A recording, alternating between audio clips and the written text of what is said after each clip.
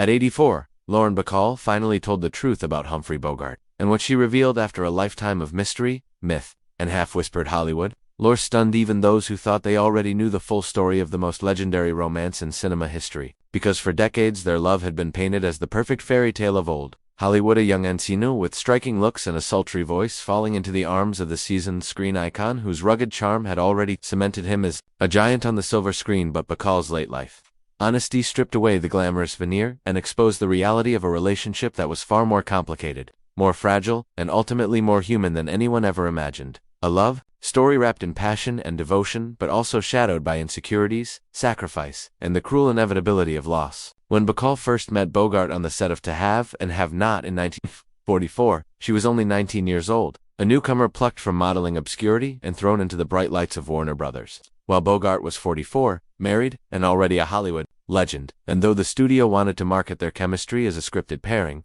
what happened between them was unscripted and undeniable, a fiery magnetic connection that transcended their age difference, scandalizing some but electrifying audiences who could see the realness of their bond flickering through every shared glance on screen. For years, Bacall played along with the narrative of their romance being destiny, fate, and perfection, because it was easier to let the public believe in Hollywood's greatest love story than to reveal the cracks that lay beneath. But at 80, long after Bogart had passed, long after she herself had endured heartbreak, remarriage, widowhood, and the loneliness of outliving most of her peers, she confessed that their love, while real, was also fraught with challenges no one dared acknowledge. At the time, she admitted that she often felt overwhelmed by being with a man who carried such a commanding presence, a man adored by millions, and yet, in private, haunted by insecurities, particularly about their age difference, about how much time he had left, and about whether Bacall would one day outgrow him. And she revealed that while Bogart was her great love, their marriage was also tinged with moments of silence, unspoken fears,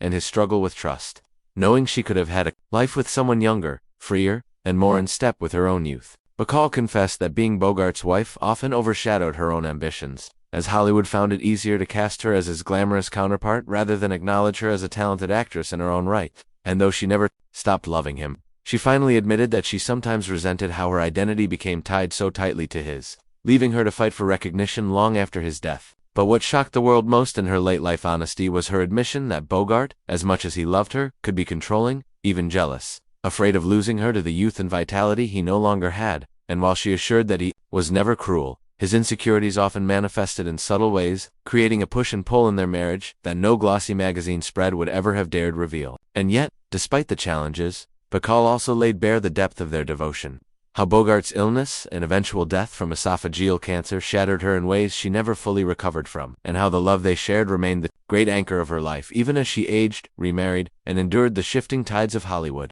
At 84, her voice carried not bitterness but clarity, a woman finally free to tell the truth without fear of tarnishing reputations or disappointing the millions who idolized them. And her truth was that love, even the greatest love stories, is not perfect, but flawed, messy, and achingly human. And that is what made it real. For fans, hearing Bacall's unvarnished truth was not a betrayal of the legend but an expansion of it, a reminder that even the most glamorous stars of Hollywood's golden age were simply people navigating the same vulnerabilities as the rest of us. And in the end, her late-life confession did not diminish their romance but made it all the more poignant, because it showed that beneath the glittering image of Boogie and Bacall was a love story that was not written by studio executives or gossip columnists, but by two souls who collided against the odds, loved fiercely, hurt quietly, and left behind a legacy that was as breathtaking in its imperfections as it was in its myth.